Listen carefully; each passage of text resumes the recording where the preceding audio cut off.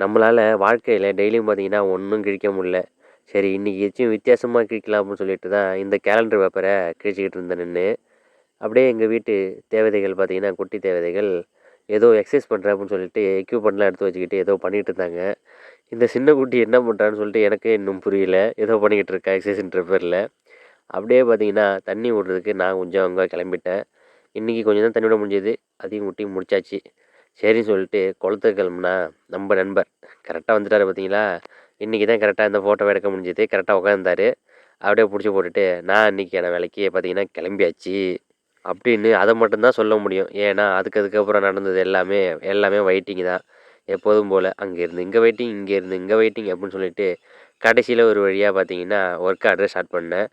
ஒண்ணும் இல்ல. அங்க உட்காந்துருக்கிறது இந்த வீட்ல வந்து உட்காந்தேன் அவ்வளோதான். அதுக்கப்புறம் என்ன அங்க இன்ஸ்டாலேஷன் முடிச்சுட்டு அடுத்த வீடு. அந்த வீட்ல சுத்தமா கேன்சல் தான். அதுக்கப்புறம் அது கிளம்பி இன்னொரு இடம்னு சொல்லிட்டு தாவி நான் பாட்டுலே போயிட்டுருந்தோம். போற வழியில ஒரு ஸ்கூல்ல ஆண்டு விழா. நானும் நம்ம தம்பியும் பார்த்தீங்கன்னா, அத பார்த்து ரசிச்சுக்கிட்டு அப்படியே அங்கேருந்து கிளம்பிட்டோம். அதுக்கப்புறம் இன்னொரு ஆர்டரு. அதையும் முடிக்கிறதுக்கு கிளம்பியாச்சு. நாங்க கஸ்டமர் வீட்டுக்கு நானும் தம்பியும் ஒரு 6, 6:30க்கா போயிட்டோம். இருந்தாலும் ஒர்க் முடியறதுக்கு ஒரு 1 1/2 ஹவர் ஆயிடுச்சு.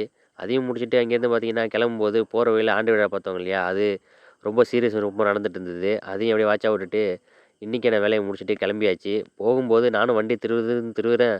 வண்டி போகவே மாட்டேங்குது. என்னான்னே தெரியல.